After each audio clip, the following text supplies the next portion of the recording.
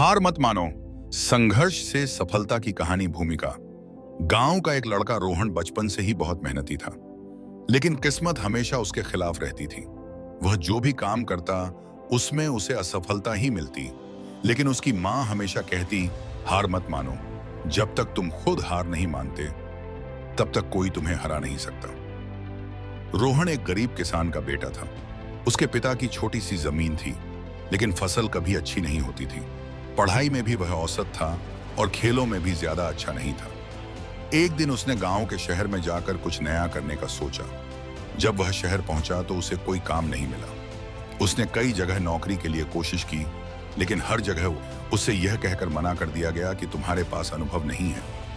पहली असफलता रोहन ने सोचा कि वह अपना खुद का छोटा सा बिजनेस शुरू करेगा।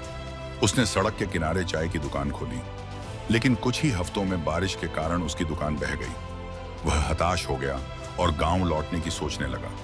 जब उसने अपनी मां को यह बताया तो उन्होंने फिर से कहा, हार मत मानो, मेहनत करने वालों की कभी हार नहीं होती। रोहन ने मां की बात मानी और फिर से एक नया काम शुरू करने का सोचा। इस बार उसने एक छोटी सी किराने की दुकान खोली, लेकिन कुछ ही महीनों में एक बड़ी दुकान ने उसकी दुकान को पीछे छोड़ दिया और उसे नुकसान हो गया। वह बहुत उदास था और सोच रहा था कि शायद वह कभी सफल नहीं हो पाएगा। लेकिन तभी उसे एक कहानी याद आई जो उसकी मां बचपन में सुनाया करती थी। मकड़ी जब झाला बुनती है, कई बार गिरती है, लेकिन हार नहीं मानती। आखिरी प्रयास इस बार रोहन ने अपनी गलतियों से सीखा। उसने एक नया तरीका अपनाया और शहर में एक ऑनलाइन डिलीवरी सर्विस शुरू की। उसने अपने गांव के लोगों से ताजी सब्जियां और दूध शहर में पहुंचाने का काम शुरू किया। धीरे धीरे उसकी मेहनत रंग लाने लगी। उसके ग्राहक बढ़ने लगे और उसका छोटा सा बिजनेस अब एक बड़ी कंपनी में बदलने लगा।